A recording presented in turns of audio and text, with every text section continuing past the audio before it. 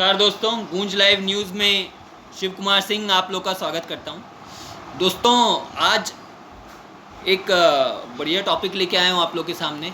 Sleeper cell. Sleeper cell मेरे बोलते ही आप लोग के जहन में हॉलीडे मूवी याद आ गई होगी। हॉलीडे मूवी अक्षय कुमार की थी, बॉलीवुड की हॉलीडे मूवी, जिसमें अक्षय कुमार एक आर्मी ऑफिसर रहते हैं और वो छुट्टियां मनाने घर आए रहते हैं अपने परिवार से मिलने। उनका एक मित्र रहता है जो खुद पुलिस में रहता है और काफ़ी टाइम वो उसके साथ बिताते हैं, मित्र के साथ। और इसी दौरान एक बस में जब वो दोनों सफ़र कर रहे होते हैं तो उस बस में बम धमाका हो जाता है।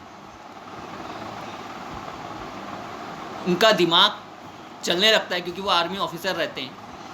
तो जब वो जांच पड़ताल करते हैं तो उन्हें पता चलता है कि स्लीपर सेल हमारे देश में काम कर रहा है और इनका मकसद है कई जगह पे घटनाएं करना चाहते हैं। ये आतंकवादी संगठन से मौजूद है और इनका मेन मकसद है आर्मी में स्लीपर सेल्स को डालना, क्रिएट करना, प्रोवाइड, मतलब स्लीपर सेल्स लेके आना। अब बात कर लेते हैं, ये तो बात फिल्म की, अब बात कर लेते हैं स्लीपर सेल्स क्या होते हैं।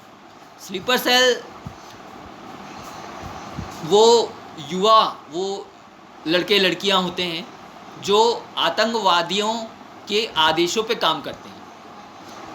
हम और आप जैसे दिखने वाले एकदम आम लोग होते हैं जो छोटी मोटी नौकरियां कर रहे होते हैं और जैसे ही कोई भी आतंकवादी संगठन से आदेश इनको मिलता है, ये तुरंत किसी भी जगह जा कर के आतंकवादी घटना को अंजाम दे देते हैं।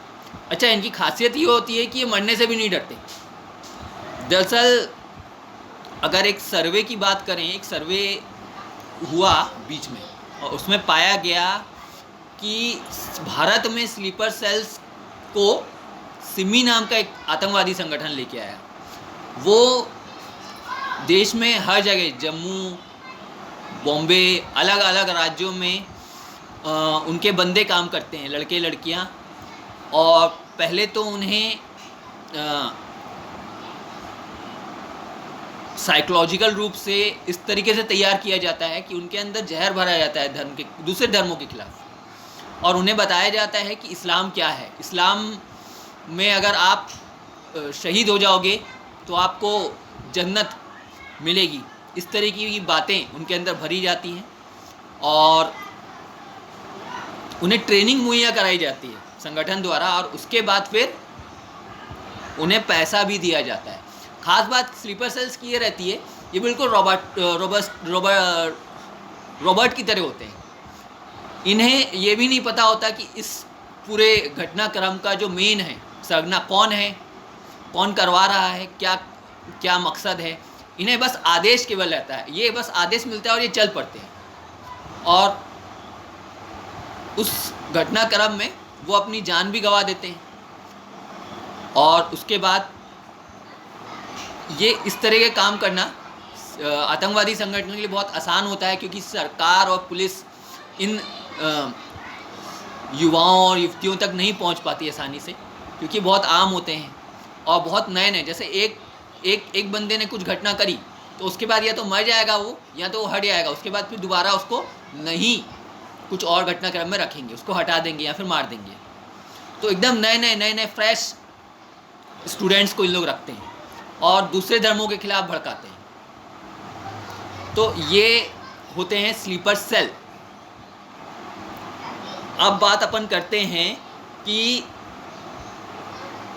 भारत में सिमी का स्लीपर सेल में कितने सालों से आई है और स्लीपर सेल्स कितने सालों से। 1978 के बाद से स्लीपर सेल भारत में बढ़ गए हैं, बहुत ज़्यादा स्लीपर सेल्स हो गए हैं। और स्लीपर सेल की एक खासियत होती है, स्लीपर सेल हम लोग सिर्फ आतंकवादी संगठन बोले तो सिमी ये सब नहीं है, हिंदुओं में भी स्लीपर सेल होते हैं।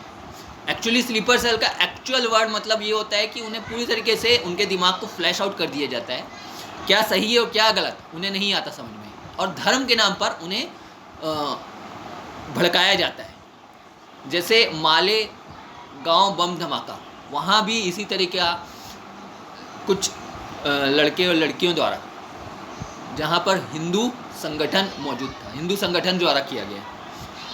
तो इसी तरीके अलग अलग संगठन, अलग अलग धर्म के संगठन इसे करवाते हैं। तो आज की जो जानकारी इसलिए महत्वपूर्ण थी क्योंकि एक नागरिक होने के नाते हर किसी को पता होना चाहिए कि स्लीपर सेल और अलग अलग जो शब्द होते हैं उनका क्या मतलब होता है। और इस तरीके की अलग अलग और जो न्यूज़ है वो भी मैं आप लोग के सामने लेके आऊँगा। आप लोग के पास अगर कोई टॉपिक्स हैं कि इस पर बताएं या फिर इस पर न्यूज़ दें तो वो भी आप लोग दे सकते हैं। आप लोग को अभी के लिए मैं शिव कुमार सिंह गूंज लाइव न्यूज़ से इजाज़त दीजिए। नमस्कार।